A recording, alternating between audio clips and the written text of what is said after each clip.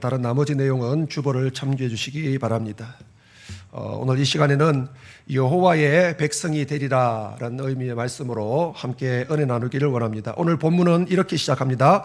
여호야다가 자기와 모든 백성과 왕 사이에 언약을 세워 여호와의 백성이 되리라 한지라. 이 여호야다가 자기뿐만 아니고 왕과 백성들을 불러다 놓고 우리 다시금 하나님의 백성이 됩시다 하고 언약을 세웠다라는 의미의 말씀이죠. 그런데 이 이스라엘이 하나님의 백성이 아닌 적이 있었습니까? 하나님의 백성들입니다. 그런데도 오늘 왜 이렇게 여호야다는 사람들을 다 불러놓고 하나님의 백성이 됩시다라고 언약을 맺은 걸까요? 그동안 하나님의 백성답게 살아오지 못했기 때문인 것이죠. 유다 왕 여호람, 그리고 아하시야, 그리고 아달랴로 이어지는 이 15년 동안 이 유다는 모든 면에서 하나님의 백성으로서의 정체성을 잃어버리는 어떤 그런 시간이었음을 오늘 우리는 기억할 수 있어야 합니다. 유다 왕 여호람은 이 아합과 이세벨이 낳은 딸 아달랴를 아내로 맞이하죠. 쉽게 말하면 이 아합의 사위가 되었다라는 것입니다. 아합이 누굽니까? 북이스라엘 왕 중에서도 사악하기로 첫째 가는 왕이 바로 이 아합 왕이었습니다. 그런데 그 아합 왕의 사위가 되었으니 그의 통치가 어떤 방향으로 흘러갔겠습니까? 당연히 하나님이 원하시는 방향이 아니고 아합의 길로 걸어갔겠죠. 악한 길, 우상 숭배의 길로 걸어갔을 것은 불을 보듯 뻔한 것입니다. 이 여호람의 뒤를 이어 왕이 된 사람이 아하시야인데 이 아하시야도 마찬가지입니다. 똑같이 이 아합의 길로 악을 행하며 걸어갔던 것입니다. 그런데 이 아하시야는 왕이 된 지 1년 만에 그만 죽임을 당하고 맙니다. 북이스라엘에 요람이 왕이었는데 요람이 병들었다는 소식을 듣고 병문안 차 북이스라엘을 방문하게 됩니다. 그런데 이 불행하게도 마침 그때에 예후가 반역을 일으켜버리죠. 그 반역을 일으키면서 요람을 죽이는데 그 옆에 같이 있다 보니까 휩쓸려서 함께 죽임을 당해버렸던 것입니다.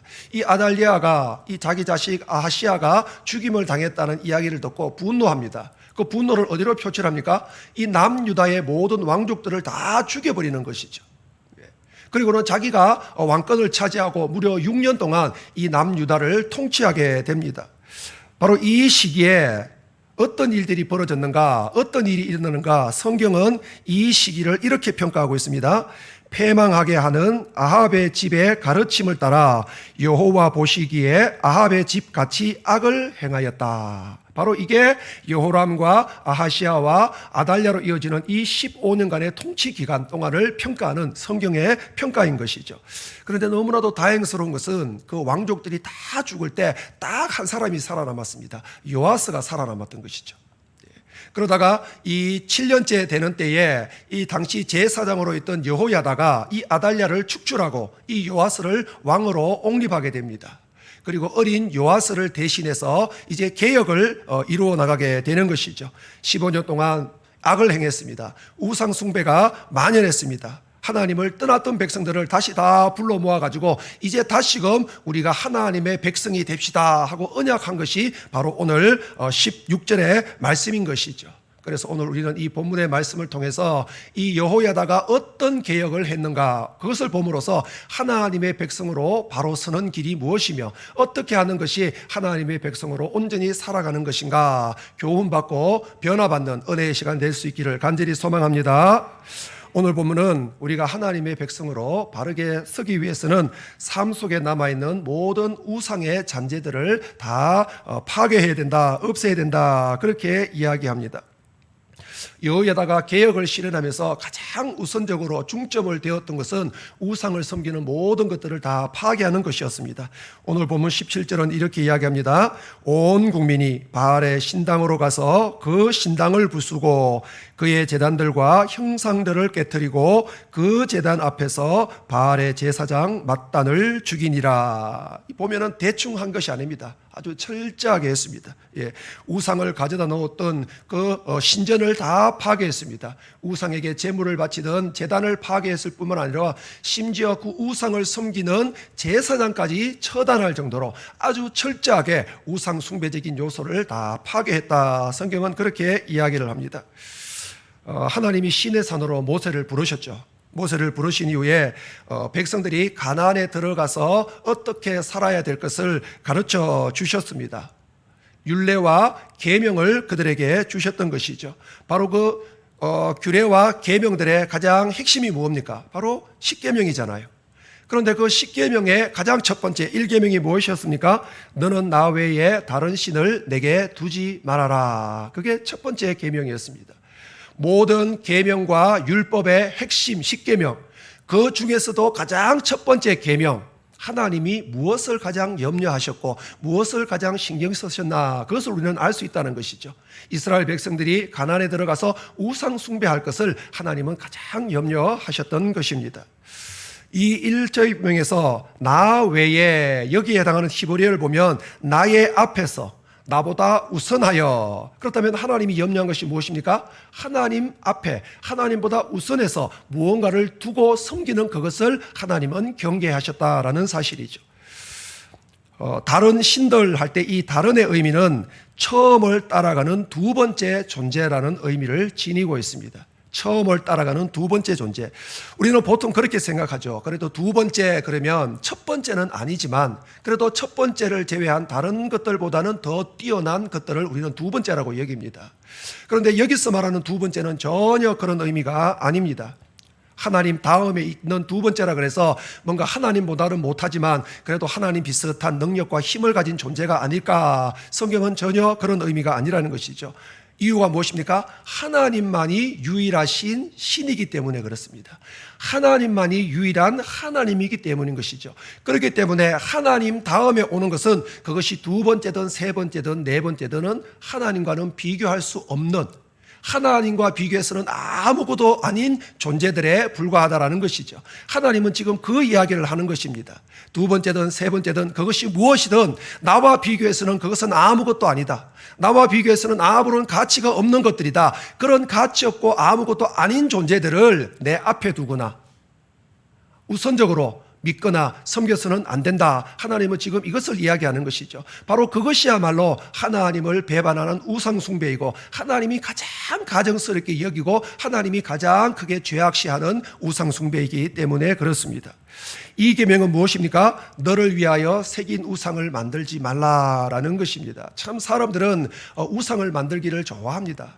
뭐 이런저런 이야기를 다 붙여서 해달별도 우상으로 삼고 뭐 사람도 심지어 자연에 있는 짐승도 자연물도 얼마나 그것을 형상으로 만들고 섬기기를 좋아하는지 모르겠습니다. 그런데 사람들이 그렇게 하는 것은 그것들이 실제가 있기 때문에 그렇습니까? 그것들이 정말 자신들에게 무언가를 줄 수 있다고 여기기 때문에 그렇습니까? 그렇지 않죠. 그런 것들이 아닙니다. 그렇다고 그런 것들을 자신들이 영광을 돌리고 뭔가 높이기 위해서 그렇게 우상을 만듭니까? 그것도 아니죠. 철저하게 사람의 욕심과 탐욕을 채우기 위해서 만들어낸 것들이 우상이다라는 사실입니다. 그래서 하나님은 다른 무언가가 아니고 바로 너를 위해서, 너의 욕심을 위하여, 너의 탐욕을 위하여 우상을 만들지 말라, 그렇게 우리에게 경고하고 계시다라는 것이죠. 골로새서 3장 5절은 이렇게 말씀합니다. 그러므로 땅에 있는 지체를 죽이라. 곧 음란과 부정과 사욕과 악한 정욕과 탐심이니 탐심은 우상숭배니라. 탐심이 우상숭배다. 우리가 흔히 우상숭배 그러면 뭔가 사람이나 자연에 있는 무언가를 형상화시키고 그것을 섬기고 떠받드는 것을 우리는 우상숭배다, 그렇게 이야기를 합니다. 그런데 오늘 사도 바울은 무엇도 우상숭배라 그럽니까? 물질에 대해서 탐욕을 부리고 또 헛된 명예를 쫓고 육신의 쾌락을 추구하느라 그것이 바빠서 그것 때문에 하나님을 뒷전으로 미루어 놓는 그 모든 것들도 다 우상숭배다, 그렇게 이야기를 합니다. 심지어 그것들에게 마음을 뺏기는 것도, 그것들 때문에 시간을 허비하는 것도, 그것들에 열심을 내는 것까지도 다 우상숭배라는 사실을 우리는 기억할 수 있어야 됩니다. 이것을 놓고 보면 참 우리의 삶 속에서 우상숭배적인 요소가 얼마나 많은지 우리는 쉽게 발견할 수 있다는 것이죠. 너희는 내 백성이 되겠고 나는 너희들의 하나님이 되겠다. 이게 하나님이 이스라엘 백성들에게 맺었던 언약의 핵심 사항입니다. 너희는 내 백성이 되겠고 나는 너희들의 하나님이 되리라. 쉽게 말하면 하나님과 우리 사이에 그 무엇도 끼어드는 것을 하나님은 원치 않는다라는 것입니다. 하나님은 우리의 마음이 다른 것에 휩쓸려 가는 것도 원치 않으시고, 하나님과 조금이라도 거리가 멀어지는 것도 하나님은 원치 않는다라는 것이죠. 오직 여호와만을 우리의 하나님으로 인정하고 섬기고 순종하며 나아가는 것을 하나님은 원하고 계시다라는 것이죠. 오늘 저와 여러분들은 사실상 정말 하나님만을 믿고 섬기기에는 너무나도 불안하고 유혹의 요소들이 많은 그런 환경 가운데 우리는 살아갑니다. 중요한 것은 우리가 하나님께 우리의 마음을 든든하게 고정시켜 두지 않으면 우리는 언제든지 바로 우상의 종으로 전락할 수 있다라는 사실입니다. 하나님을 제외한 세상의 모든 것들은 갈대지팡이와 똑같습니다. 의지할 수도 없고 의지해서도 안 되는 것들 뿐이라는 것이죠. 하나님을 제외한 사람들이 신이라 부르는 것들은 다 가짜에 불과합니다. 저와 여러분들이 신처럼 섬기는 많은 물질들도 하나님이 그저 이 땅을 살아가는 데 필요하시기 주기 때문에 잠시 맡겨두신 걸 뿐이죠. 우리가 그토록 애지중지하는 자녀들도 마찬가지입니다. 이 땅에 살아가는 동안 서로 사랑하며 살라고 주신 존재에 불과합니다. 그 어떤 것도 세상에 하나님을 대신해서 우리가 믿고 의지해야 될 것은 아무것도 존재하지 않는다라는 사실입니다. 오늘 이 성경의 말씀처럼 하나님은 오직 하나님만을 우리가 하나님으로 섬기고 의지하며 나아가기를 바라고 계십니다. 우리가 하나님만의 백성들이 되기를 원하신다라는 사실입니다. 이 언약대로 우리가 세상을 살아가는 동안 오직 하나님만 바라보시고 혹 우리의 삶 속에 우상 숭배적인 요소가 있다면 그것을 다 깨트리고 파괴시킴으로써 거룩한 하나님의 성도로 나아가는 저와 여러분들 될 수 있기를 간절히 소망합니다. 하나님 나라 백성으로 바르게 살아가기 위해서 오늘 둘째로 온전한 예배를 회복해야 된다, 그렇게 이야기합니다. 우리 18절 말씀을 우리 다 같이 함께 읽어보도록 하겠습니다. 시작. 여호야다가 여호와의 전에 직원들을 세워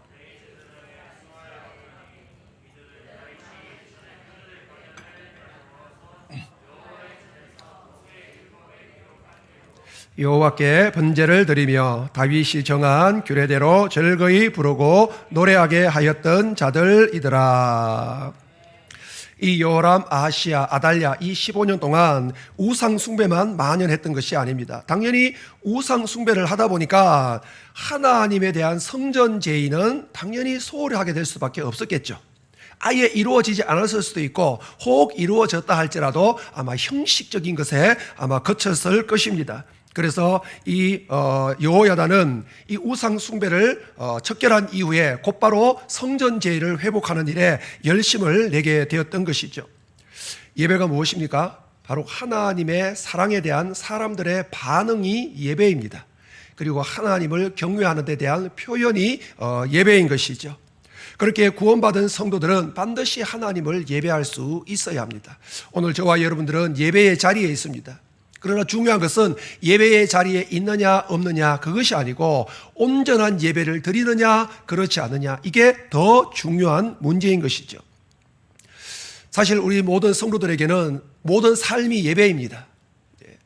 모든 삶의 현장이 예배의 장소인 것이죠. 그러나 우리의 삶의 예배가 온전해지기 위해서는 먼저 우리가 성전에서 드리는 이 예배가 온전한 예배가 될 수 있어야 합니다. 주님은 일찍이 우리에게 어떤 예배가 주님께 원하시는 예배인가 우리에게 알게 해주셨습니다. 요한복음 4장 23절 24절 말씀입니다. 아버지께 참되게 예배하는 자들은 영과 진리로 예배할 때가 오나니 곧 이때라.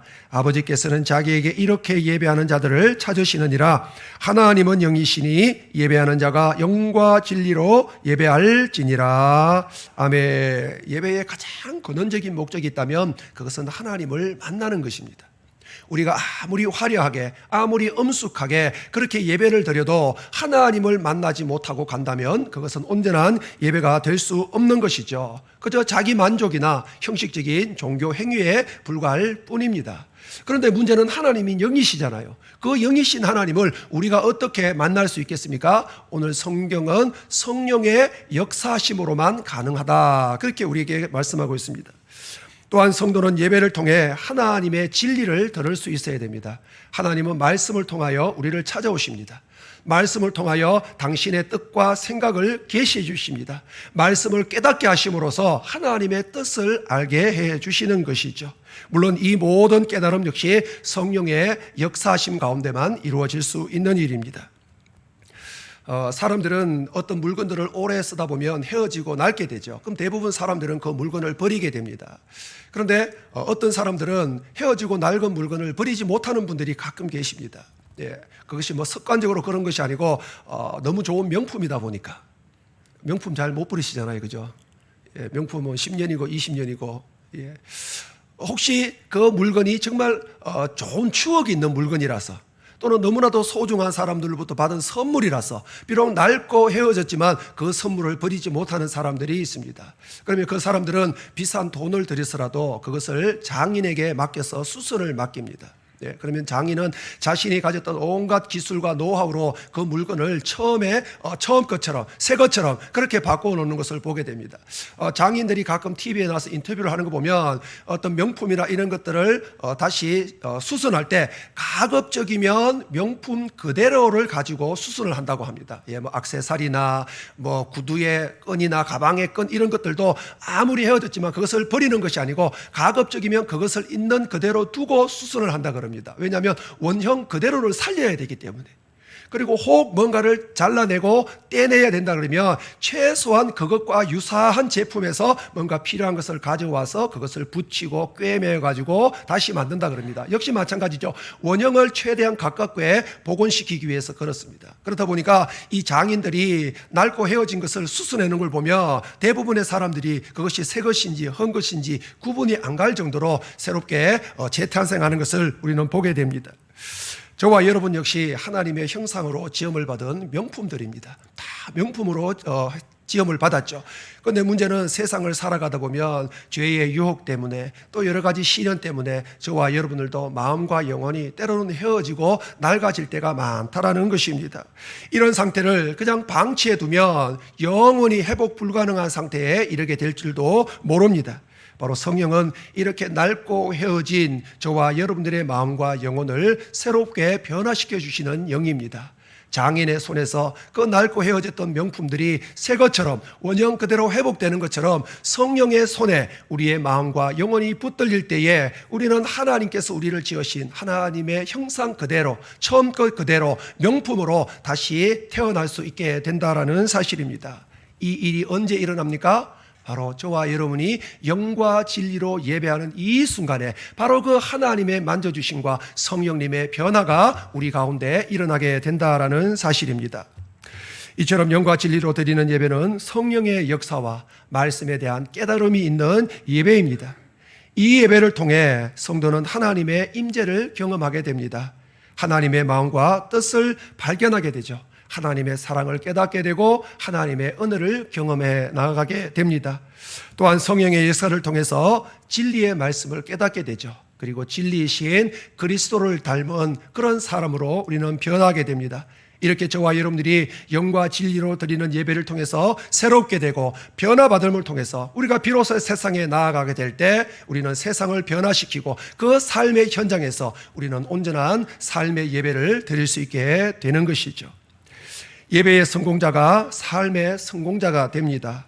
온전한 예배를 드리는 성도만이 온전한 삶의 예배를 드릴 수 있게 되는 것이죠. 그렇기 때문에 저와 여러분들은 정말 이 예배가 영과 진리로 드리는 예배, 성공적인 예배가 되기를 저희들은 늘 애쓰고 힘써야 할 것입니다. 그래서 여러분들이 꼭 예배에 나올 때는 그냥 오시지 마시고 오늘은 반드시 성령의 역사하심이 우리 가운데 함께 있게 해달라고, 성령의 은혜 가운데 있게 해달라고 여러분들이 기도로 준비하면서 간절한 소망 가운데 예배의 자리로 올 수 있어야 합니다. 몸가짐이 마음가짐을 결정합니다. 여러분들이 예배에 나올 때는 최소한 여러분들이 정말 소중하게 여기는 사람들을 만나러 간다는 마음으로, 정말 어렵게 여기는 사람들을 만나러 가는 그 옷차림처럼 그렇게 적어도 준비하고 몸과 마음을 준비하고 하나님께 나올 수 있어야 합니다. 그것이 예배하는 자의 최소한의 예의고 하나님을 향한 경외의 표현이기 때문에 그런 것이죠. 나오셨다면 지나친 대화나 분주함 때문에 여러분들의 마음을 흩어려서는 안 됩니다. 조용히 성령 충만을 소망하면서 기도로 예배를 준비할 수 있어야 합니다. 예배 시간만큼은 일에 대한 생각도 잠시 내려놓으십시오. 세상에 대한 걱정, 근심도 잠시 내려놓으십시오.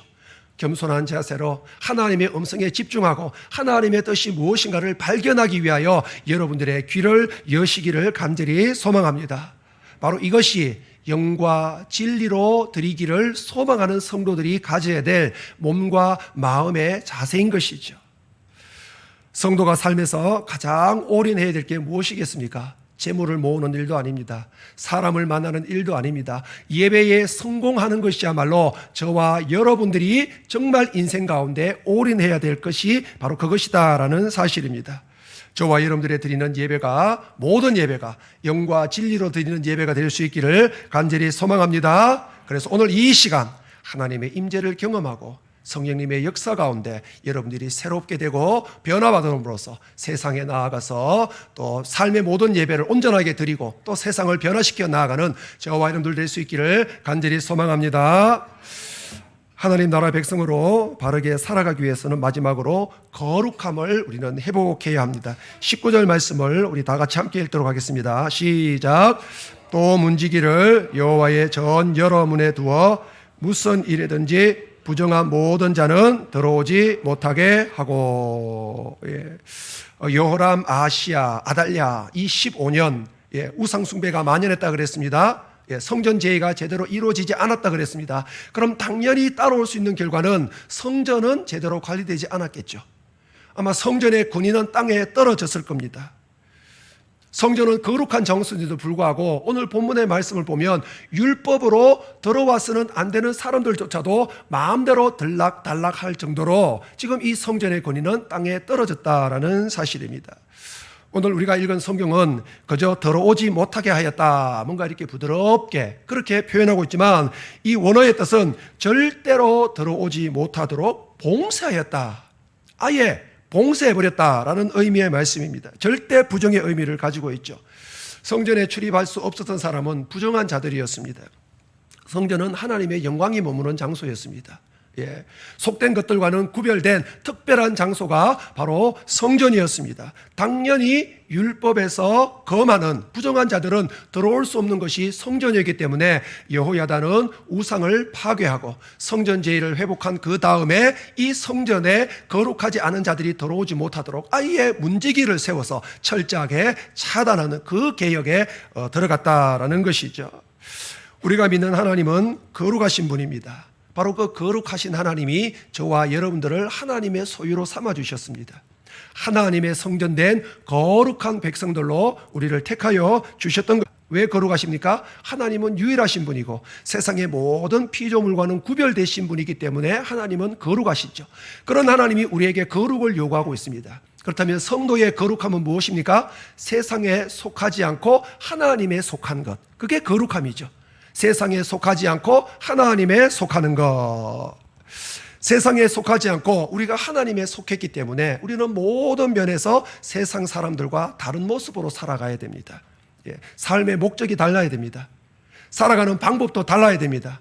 우리가 꿈꾸고 소망하는 것도 달라야 되고 우리의 말도 우리의 생각도 우리의 모든 삶의 것이 세상 사람들과는 다 달라야 합니다. 바로 이것이 우리의 구별됨이고 우리의 거룩함이라는 것이죠. 그렇다면 과연 우리는 어떻게 구별되게 살아갈 수 있겠습니까? 어떻게 세상에 속하지 않고 하나님에 속한 하나님의 백성으로 살아갈 수 있겠습니까? 하나님이 이스라엘 백성들과 시내산에서 언약을 맺어주셨죠. 여호와는 이스라엘의 하나님이 되고 백성들은 하나님의 백성들이 되는 것입니다. 그런데 이 언약을 맺기 위해서 하나님이 모세에게 주신 것이 무엇이었습니까? 바로 계명과 율법이었잖아요. 이스라엘 백성들이 들어가 살 땅은 가나안, 우상들이 가득한 땅입니다. 그 땅에 이 백성들이 우상을 섬기지 않을 방법은 없습니다. 그냥 보내놓으면 모든 백성들은 다 우상을 섬기고 우상에 빠져들 수밖에 없죠. 그래서 하나님은 이스라엘 백성들이 우상이 아니고 하나님만 섬기는 구별된 백성들로 살아가도록 하기 위하여 바로 계명과 율법을 주셨던 것입니다. 출애굽기 19장 5절과 6절은 하나님이 모세에게 주셨던 첫 번째 언약의 말씀입니다. 모세가 시내산에 올라가자마자 하나님이 이 말씀을 첫 번째로 주셨던 것이죠. 바로 거기에 계명과 율법을 지시는 이유를 다시 한번 이렇게 밝히고 있습니다. 출애굽기 19장 5절과 6절 말씀 우리 한 목소리로 함께 읽도록 하겠습니다. 시작. 세계가 다 내게 속하였나니